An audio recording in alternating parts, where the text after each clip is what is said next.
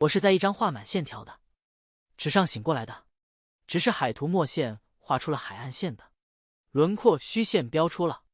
航路，阿拉伯数字标注着水深墨记忆，经褪成了浅棕色淡，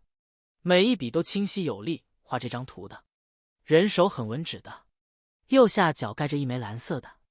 印章，俄罗斯帝国海军部的徽章，双头鹰下面有一行小字机密。我叫尼古拉沃罗比约夫，圣彼得堡海军学院毕业生测绘员，现在是1733年。我正站在雅库茨克的河岸上，面前是3000俄里的未知土地和一片没有任何人画过的海洋。白令第二次远征人类历史上规模最大的地理探险。在圣彼得堡的时候，我以为西伯利亚是一条路，穿过它到达太平洋，然后上船就这么简单。但当我的靴子第一次踩进雅库茨克郊外的沼泽时，我才明白那条路不是用来走的，是用来吞人的。从圣彼得堡到雅库茨克，我们走了1年。1年里，我经过了托博尔斯克、额尔齐斯河、鄂毕河、叶尼塞河、勒拿河，每一条河都比前一条更宽、更冷、更荒凉。在托博尔斯克，我还能买到面包和蜂蜜；到了叶尼塞斯克，就只有黑麦饼干了；到了基连斯克，连鱼干都要省着，吃一把干鱼配一碗热水就是一天的口粮。和我同行的还有7个人，一个天文学加3个测量员，2个卫兵和一个厨子。厨子在鄂毕河就跑了，半夜起来偷了一匹马，头也不回的消失在桦树林里。天文学家在叶尼塞斯克染上了热病，烧了5天，好了以后一只耳朵失聪了，他从此不说话也不笑，只管低着头做他的天文观测，仿佛世界已经跟他没有关系了。我们路上遇到过几次雅库特人的营地，他们对俄国人的远征队已经见怪不怪了，每年都有各种队伍路过，有的往东走，有的往西回。有一个老人看了我们的装备，摇头。翻译告诉我说，他说的是你们带的东西太多了，走不远的。他没有说错，白令本人比我先到雅库茨克，他已经在雅库茨克等了2年。我第一次见到他是在勒拿河畔的一个木棚里，那地方被称作总督府，其实只是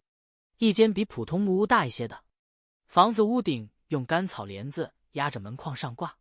着一块牌子，写着东西伯利亚总督府。远东办事处字是用焦炭写在木板上的，歪歪扭扭。白令坐在一张用炮弹箱改成的桌子后面，面前的纸上画着勘察加半岛的海岸线。房间里很暗，只有一扇小窗透进来的一点光。他抬起头看了我一眼，他大约50多岁，头发花白脸，被西伯利亚的风吹得像一块老树皮，但眼睛是丹麦人的那种浅蓝色，冷安静，像波罗的海冬天的冰。他看了我大概有5秒钟，然后他说，你是海军学院的那个测绘员？是的，大人。他指着他面前的海图，这是1741年夏天我们要走的路，鄂霍次克到勘察加，再到美洲海岸。你先把它记住。我低头看那张图，从鄂霍次克到勘察加的海岸线，白令已经画得很详细了，那是他第一次远征时亲手测量的结果，线条精确，标注清晰。但从勘察加往东，从大约北纬55度开始，海图上只有一片空白，没有海岸线，没有岛屿，没有水深标注，只有一行小字写在空白处的边缘，此处据信通往美洲，未经证实。白令的手指在那片空白上敲了敲，这一块没有人画过，你去把它填上。雅库茨克不是一座城市，它是一个大型的补给站兼中转监狱，城里大约有2000人，军官、水手、科学家、囚犯、雅库特猎人和毛皮商人。囚犯负责砍树拉船运货，雅库特人负责提供驯鹿和过冬的皮毛。几乎所有人都在等待物资，等待命令，等待春天，等待死亡。我在雅库茨克度过的第一个冬天教会了我一件事，零下50度的寒冷不是一种感觉，它是一种存在状态。你呼出的气在离开嘴唇之前就结成了冰晶，在空中发出细碎的像玻璃碎裂一样的声音。你的睫毛会结冰，鼻毛会结冰，如裹在室外待超过1刻钟，你的肺里会感到一种灼烧般的刺痛呢。不是冷，那是你呼出的热气还没来得及离开身体，就在气管里结了冰。当地人用一种鱼皮做的连帽外套，外面再罩一层驯鹿皮，我照做了。那年冬天我几乎没有脱过呢，件外套吃饭，穿着睡觉，穿着上厕所，穿着。有一次我试图脱下来洗洁裹发，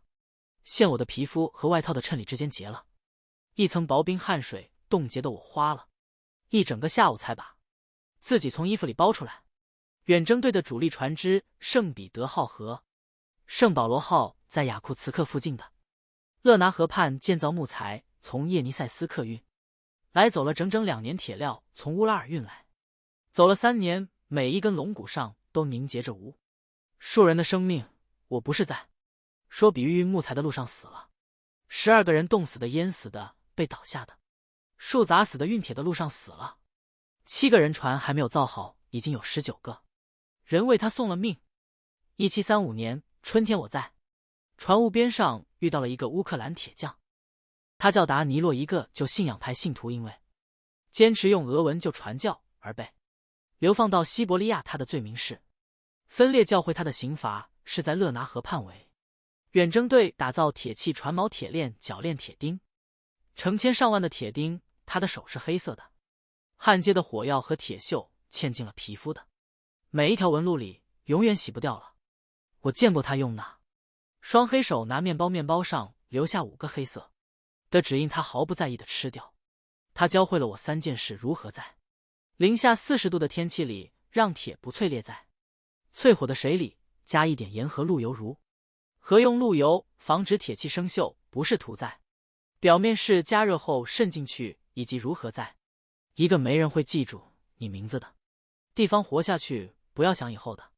是只管手上的活。沃罗比约夫他有一次对我说，手里举着一根刚打好的铁钉，钉子还在冒热气。我们做的这些东西，锚钉链，没有人会记住是谁打的。传承了，没有人说是铁匠的错；传到了，没有人说是铁匠的功劳。但船能浮着，就是因为这些钉子。他把那把刚打好的铁钉塞进我手里，钉子还是热的，带着你会在船上用到它们的那些钉子。后来确实用上了，不是在我想象的那种方式。它们中的一半用来固定桅杆的基座，另一半用来钉死白令的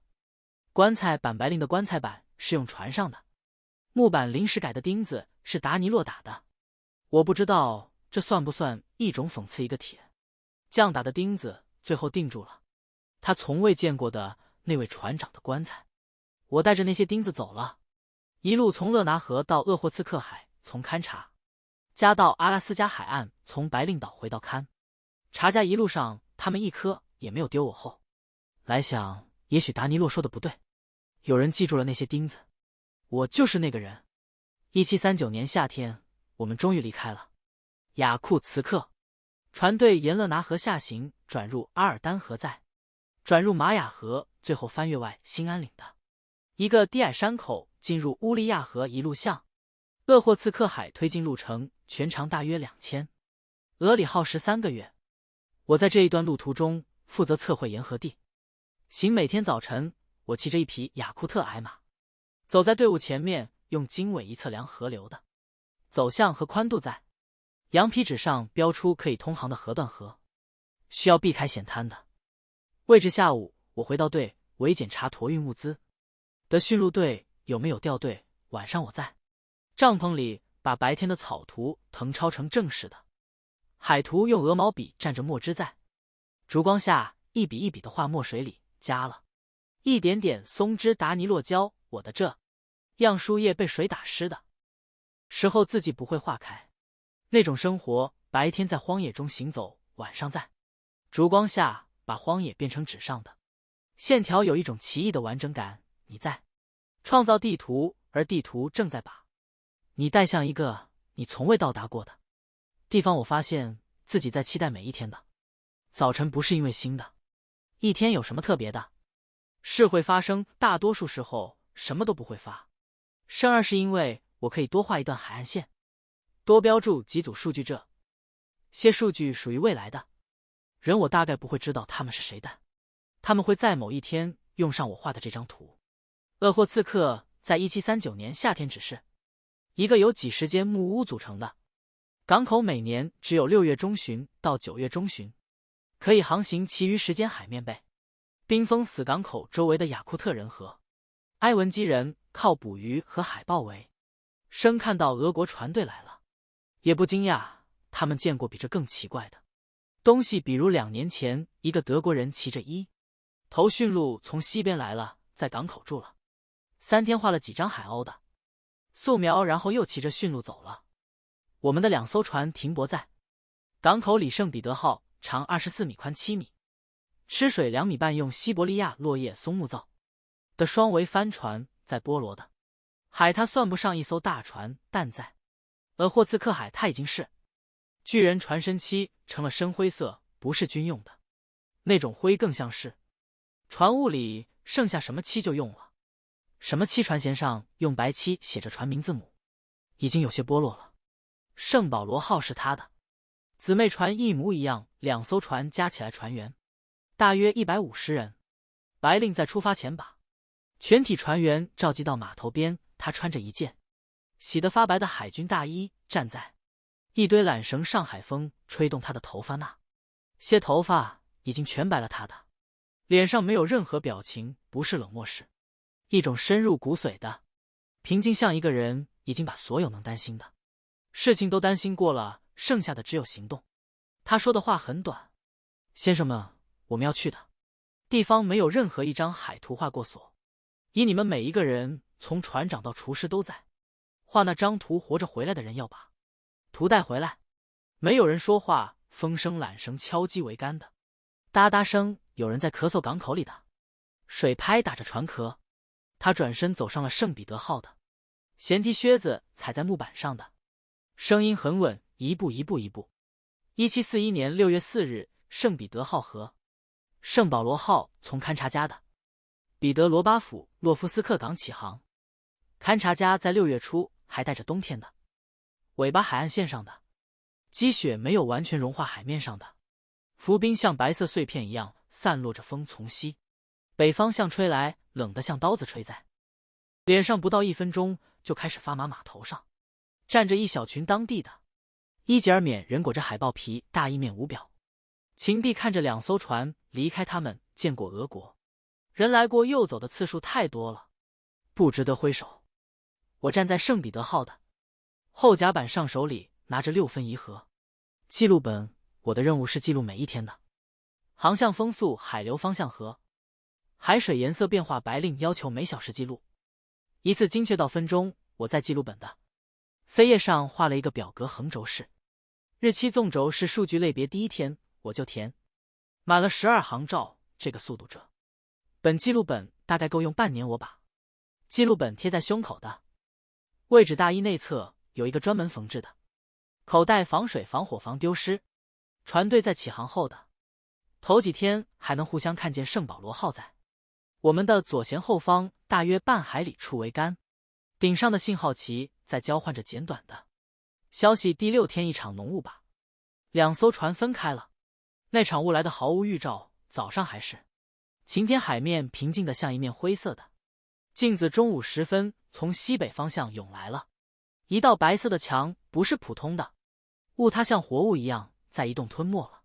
一切。我站在甲板上看着呢，堵墙向我们逼近，然后世界变成了白色。船舷看不见了，桅杆顶看不见了，海水看不见了。有人在喊什么，声音在雾中变得模糊而遥远。我听到白令的声音从雾中传来，稳住航向。那是我们在雾中听到的最后一句清晰的指令。雾散了以后，圣彼得号独自航行在一片灰色的海面上。海不是蓝色的，在鄂霍次克海和白令海，海水是灰绿色的，像稀释了的墨水。天也是灰的，海平线消失在远处的雾霭中，变成了一条不确定的模糊的线条。在这片色调单一的天地之间，白色的浪花成了唯一有颜色的东西。圣保罗号消失了，我们再也没有见过它。随船的德国博物学家格奥尔格·威廉·斯特勒是这条船上最不合群的人。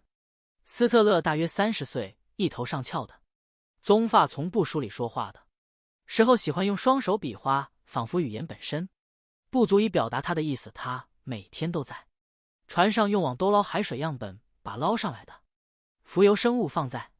显微镜下研究，然后大声宣布他的新发现。他会在午餐时间突然放下勺子，冲上甲板去追一只飞过的海鸟。他会在所有人的注视下趴在地上画海藻的素描，完全不管周围的人在干什么。船长们不喜欢他，他们认为他是个麻烦制造者。一个不合时宜的学者齐里科夫还在的时候曾经要求白令把斯特勒关起来，白令拒绝了，亦没有发怒，只是说了一句带上他是圣彼得堡科学院的，意思你可以不喜欢他，但你不能关他。白令本人不怎么和斯特勒说话，不是因为讨厌他，而是因为白令是一个不善于表达的人，而斯特勒是一个不善于闭嘴的人。两个人在同一间船舱里待了3个月，互相说的单词加起来可能不超过100个。斯特勒对此毫不在意，他只需要一个听众，而我是船上唯一一个愿意在摇晃的甲板上趴着画海藻素描的人。我和斯特勒之间形成了一种奇怪的友谊，他需要一个帮他记录标本数据的人，而我是船上唯一一个能看懂他的字的人。他的字迹极其潦草，混合了拉丁文、德文和自创的符号，其他人看了都以为那是某种密码。沃罗比约夫他有一天对我说，手里举着一只泡在玻璃瓶里的奇怪水母，你知道这片海里有多少种我们从未见过的生物吗？不知道，我也不知道，但我要把它们全部找到，至少找到其中一部分。他说这句话的时候，脸上的表情不是吹牛，是一种近乎绝望的紧迫感，就像一个知道自己时间不多的人正在拼命把能塞进脑子里的东西全部塞进去。我当时不明白他为什么那么急，后来我明白了，斯特勒在1745年死于返回圣彼得堡的路上，在穿越西伯利亚的途中，在秋明附近热病他带回来的标本，后来被藏在圣彼得堡科学院的仓库里，大部分在几场大火和无数次搬迁中损失了真正被后世科学家描述和命名的物种不到他实际收集到的1/10。他大概早就知道会这样锁，以他急着画、急着记录、急着在看到他的同时把它变成纸上的线条。他和我一样都在画图不同的，只是他画的是生物，而我画的是海岸线。1741年7月16日，我们看到了美洲，不是哥伦布看到的那种美洲，没有棕榈树，没有黄金，没有赤裸的土著划着独木舟出来迎接我们，看到的是阿拉斯加海岸，灰色的悬崖覆盖着积雪的山顶，海岸线上绵延不断的针叶林，黑绿色的像一道沉默的墙。那一天，灰绿色的海水中出现了成群的海獭，它们仰面躺在水面上，用石头敲开贝壳。对人类船只毫不畏惧，有几只甚至游到了船边，歪着头看着我们这些不速之客。瞭望手第一个喊出声来，然后是所有人涌到船舷边，有人脱下了帽子，不是因为神圣，是因为他们已经看了3个月的海水，终于看到了陆地。我站在后甲板上，望远镜抵着眼眶，看着那片陌生的海岸缓慢地从海平线上浮现。我的手在抖，不是因为冷，是因为我意识到我正站在一个历史事件的边上。从彼得大帝下令探索这片海岸到这一刻过去了16年，从白令第一次远征到这一刻过去了13年，而此刻我正看着他。我低头看了看手中的6分仪，又看了看远处墨绿色的海岸线。我在记录本上写下了坐标北纬59度，西经141度，然后我继续测量水深32米泥沙底。白令决定不在阿拉斯加主大陆登陆，船长们在船舱里吵了一架。我是后来从斯特勒口中听说的。斯特勒想登陆考察白令，不同意白令的理由很充分，已经是7月底了，冬季风暴随时可能来临船上的淡水储备正在减少，如果耽误了返航的时机，所有人都会死在海上。斯特勒说，我们走了3年才到这里儿，你只打算远远的看一眼就回去？白令没有说话。这是科学，斯特勒喊道。这是生存，白令回答。船队沿着阿拉斯加海岸向西航行了几天，在几个小岛上进行了短暂的登陆。斯特勒在其中一个后来被命名为斯特勒岛采集了他后来闻名于世的植物标本斯特勒松基斯特勒海狮斯特勒海牛，最后一个物种在人类发现它之后不到30年内就灭绝了。斯特勒给它取名的时候可能没有想过这个名字将是它在这个世界上存在过的唯一证明。我帮斯特勒绘制了该岛的海岸线图和地形草图，他帮我辨认了几种可以食用的野草，这个技能后来救了我的命。然后我们转向西南开始返航。返航是噩梦的开始。1741年8月底，白令海的风暴季节提前到了。第一个风暴持续了7天，那7天的记忆在我脑子里是模糊的浪倾斜的甲板，从天而降的灰色的水墙帆布被撕碎的声音，木头的嘎吱声，有人在呕吐，有人在喊，有人在祈祷。我被绑在桅杆根部，抱着经纬仪箱子，那是我的命。如果仪器丢了我，这一趟就白来了。海水从甲板上涌过，裹走了2只救生艇和1桶淡水。第7天，风暴过去了，但圣彼得号已经偏离了航线。白令计算出我们比应该的位置偏北了至少300海里。没有人说话，300海里意味着我们至少要晚2周才能到达勘察加尔2周队。一艘淡水即将耗尽，坏血病已经开始蔓延的传来说是生与死的距离。坏血病在9月开始蔓延，最先倒下的是厨师，一个来自喀山的鞑靼人，他的牙齿松动，牙龈肿胀出血，皮肤上出现了暗紫色的瘀斑，然后是3个水手，然后是舵手。船上的气氛变了，没有人再说笑，没有人再站在甲板上看风景，所有能走动的人都在做一件事，撑下去。我每天早上醒来第一件事是用手指按一下自己的牙龈，如果按下去不回弹，说明我也染上了。我嚼着从西伯利亚带来的松针，雅库特人教我的方法，松针里的某种东西能延缓坏血病的发展。松针嚼在嘴里，又苦又涩，舌头被染成了绿色，整个口腔都是松节油的味道，但至少我还在站着船上的其他人开始学我，他们都嚼松针整条。船上弥漫着一种奇怪的气味，海水和松针和恐惧的混合物。斯特勒也嚼了他的牙龈，没有出血，但他的精神状态比任何人都差，不是因为他病了，而是因为他的标本正在腐烂，没有足够的酒精来保存它们，没有多余的时间给他们换水。他在甲板上蹲着，看着玻璃瓶里浑浊的液体和浮动的标本碎片，脸色像死人一样苍白。他的手指在水面上轻轻敲击着玻璃瓶壁，仿佛在跟泡在里面的生物做最后的告别。你知道这意味着什么吗，沃罗比约夫？他问我。什么？那些物种我们看到的呢？些可能不会被任何人再看到了，如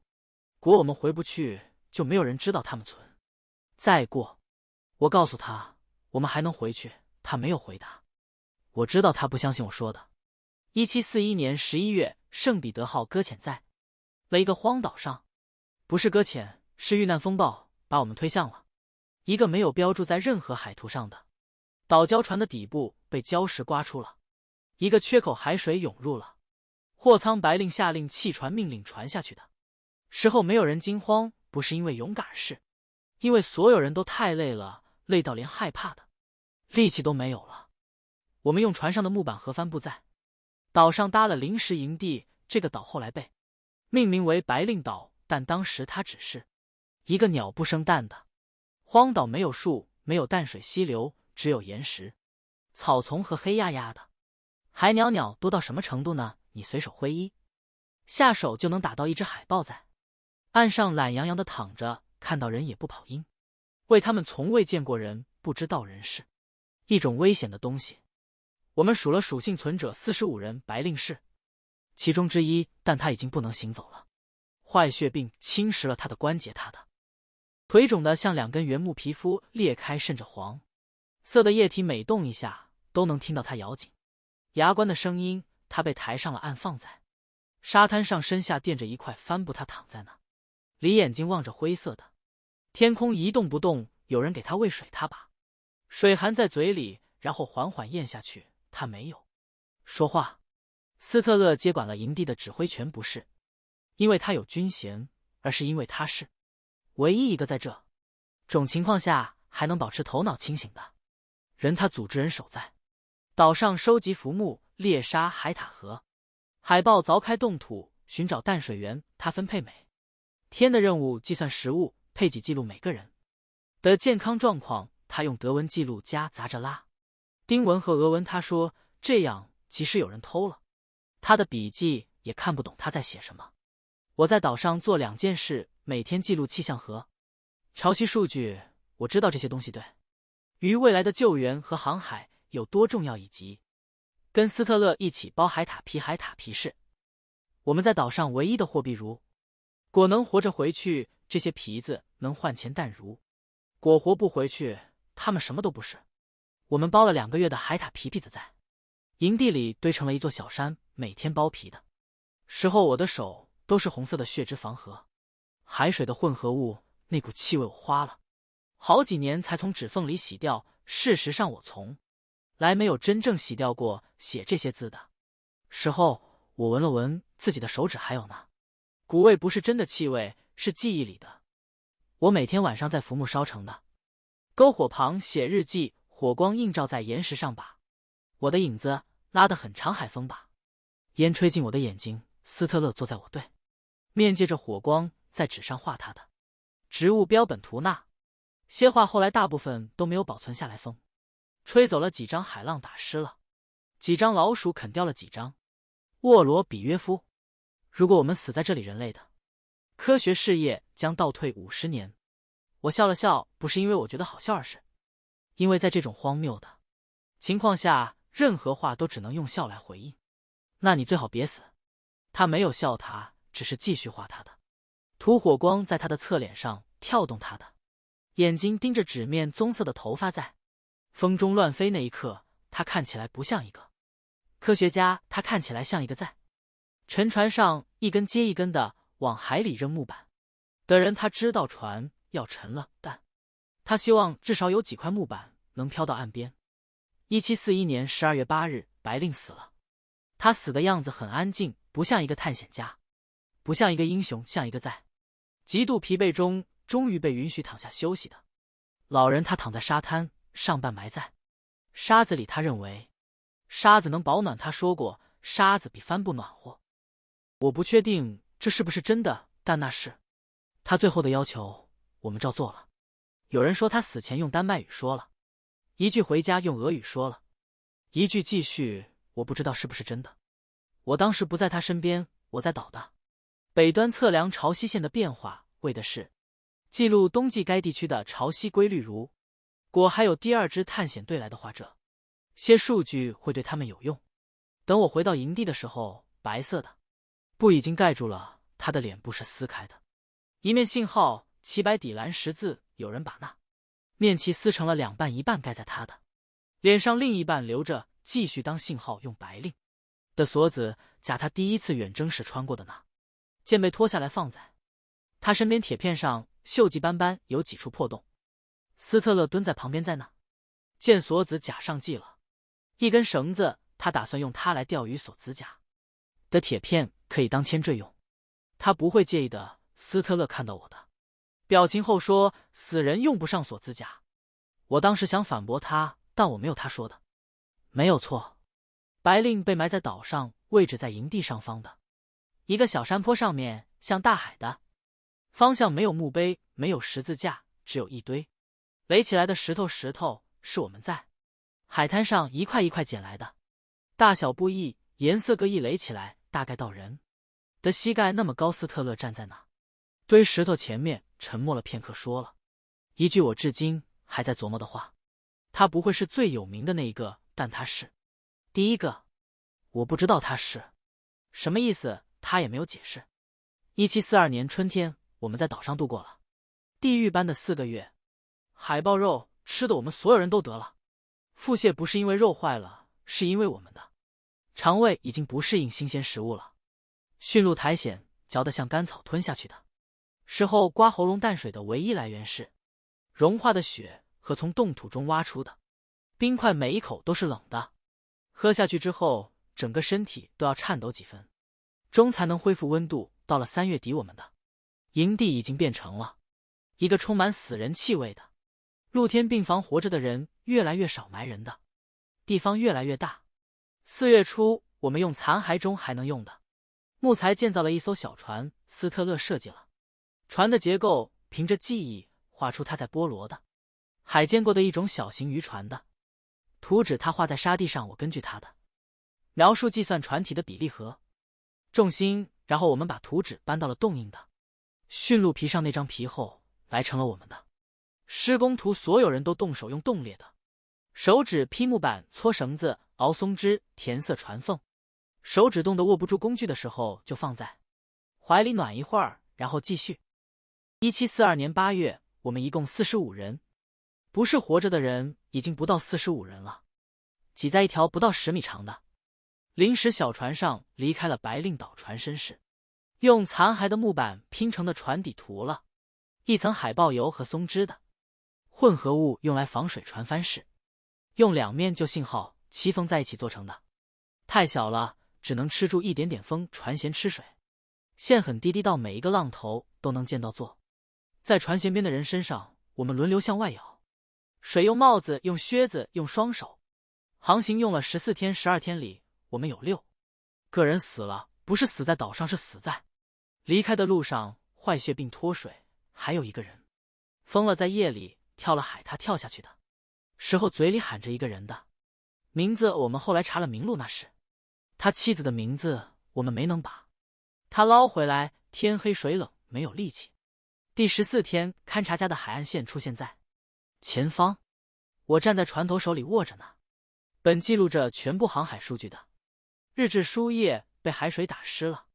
好几次，纸张皱得像老人的皮肤蛋。墨水没有画开达尼洛的松脂配方是对的，日志的封面已经被海水泡烂了一半，但那页还在里面的每一个数字都还清晰可辨。我把日志举过头顶，不知道为什么要举，大概是觉得应该让天看到。船靠岸的时候，斯特勒第一个跳下了水膝盖深的冰冷海水，他抱着那罐腐烂了一半的标本瓶，满脸胡须，瘦的只剩下一副骨头架子，他的脸颊凹了进去，眼窝深陷，颧骨像2把刀一样凸出来。他回头看了我一眼，我们回来了。我说不出话来，我的喉咙被什么东西堵住了。我低头看了看自己泡烂的靴子，看了看怀里那本皱成一团的日志，看了看远处灰绿色的海平线。我们回来了，但有一部分我们永远留在了那个岛上，留在那堆垒起的石头下面，留在那件被拿去当铅坠的锁子夹里，留在那些被海水冲走的海图草稿的墨线中。1744年，我回到了圣彼得堡，海军的文书官员接过了我的日志和测绘图纸，他们礼貌地向我表示了感谢俄国，感谢您为国家做出的贡献，然后让我在走廊里等着。走廊很长，墙漆剥落，天花板有一块水字形状像西伯利亚的地图。我坐在一张硬木长凳上等了3个小时。3个小时后，一个年轻的文书走出来，告诉我您可以回家了。没有勋章，没有晋升，没有问话。海图和日志被收进了海军部的机密档案柜，所在一个贴着机密白令标签的铁柜子里，跟无数份永远不会被翻阅的文档堆在一起。我在海军部门口站了一会儿，手里拿着那本被退还的私人日记，日记的封面已经彻底烂掉了，我用1块就帆布重新包了包。有一个年轻的文书从门里探出头来，他大概是新来的，不认识我，不知道我是从什么地方回来的？先生，你有什么需要帮忙的吗？我摇了摇头。走出海军部大门的时候，圣彼得堡正在下雪街道上的，雪被踩成了黑色的。泥浆马车从涅瓦大街上经过溅起的泥水打在我的大衣下摆上。我在街上站了很久，看着来来往往的人马车夫、商人、军官、大学生抱着孩子的妇人，没有人多看我一眼，没有人知道我在阿拉斯加的海岸上测量过什么，没有人知道我在一个没有名字的荒岛上包了4个月的海獭皮，没有人知道白令死在沙子里的时候说的是哪2种语言。我回到租住的小屋，把日记放在桌上，窗外的雪还在下，我点燃了壁炉，用最后几块柴火光映在日记的封面上那块就帆布的纤维，在热气中微微舒张。我想起了白令，想起了他站在勘察家码头上说的那句话：活着回来的人要把图带回来。图带回来了，没有人要看。我翻到日记的最后一页，在上面写了几行字墨，是冷的笔尖在纸上刮出沙沙的声响。我叫尼古拉沃罗比约夫，俄罗斯帝国海军测绘员。我去过地图的尽头那里，没有树，没有淡水，没有墓碑，但有一堆石头和一面撕破的旗。1761年，那本日记后来被我放在箱子里，在圣彼得堡的阁楼上放了。20年里，我搬了4次家，结婚1次，妻子病故1次，儿子进了军校，女儿嫁了人，我老了。20年后，一个秋天的下午，我把它从箱底翻了出来，封面的帆布已经发霉了，纸页边缘被虫蛀出了许多小洞。我翻了翻字迹，大多还清晰。我把它交给了我侄子，他要去喀朗施塔德海军学校上学，我把它放在他手里。他翻了翻第1页，抬头看着我，不太确定这是一本什么书。这是一张地图，我说，但你看不懂。他问为什么？因为他在画你的路之前先画了我的。他没有听懂20年后的某一天，他也许会懂，当他走进一片美有地图的海域时，当他的手也开始在陌生的坐标中发抖时，当他在某个夜晚独自站在甲板上望着漆黑的海面，也许会想起他伯父年轻的时候曾经去过一个没有名字的地方，回来的时候只剩下一本日记和一堆钉子的记忆。那年秋天，我离开了彼得堡，在莫斯科近郊的一个小镇住了下来。我在小镇的河岸边租了一间带菜地的房子，门口有一条小河，不是勒拿河，不是鄂霍次克海，不是白令海，只是一条连名字都没有的小河。最宽的地方不到3米，最深的地方不到我的膝盖。夏天的时候，河面上飘着柳叶和水草；冬天的时候，河面结冰冰薄到连麻雀落上去都会碎，但水声是一样的。河的声音和海的声音当然不同，但它流动的方式前进，绕过石头，汇入更大的水流，和我在勘察加河阿拉斯加看到过的所有水是一样的。我坐在河边，听着水声，河水一直在流，不因为流过的是西伯利亚的大河还是小镇无名的小溪就有所区别，它只是在说你还在，水还在。河边有一棵老柳树，我在树荫下放了一把椅子，每天下午我坐在那里看着河水，想着一些很远很远的事情。那些事情大多发生在40年前，发生在一片灰色的海上，发生在一个没有任何地图标注过的荒岛的沙滩上。我有时候想起来的是白令躺在沙子里的样子，有时候是斯特勒蹲在火堆边画图纸的样子，有时候只是海獭仰面浮在水面上用石头敲贝壳的声音，那重哒哒哒的声音，像有人在很远的地方敲一扇永远没有人来开的门。我后来再也没有出过海，我也不需要再出海了。我画过的那张图在海图柜里锁着，但在我自己的脑子里有一张更大的海图，上面画着从勒拿河到阿拉斯加，从鄂霍次克到勘察加，从白令岛到彼得堡的全部航路，每一段都用虚线标出，每一段下面都有一行小字以测河还在流。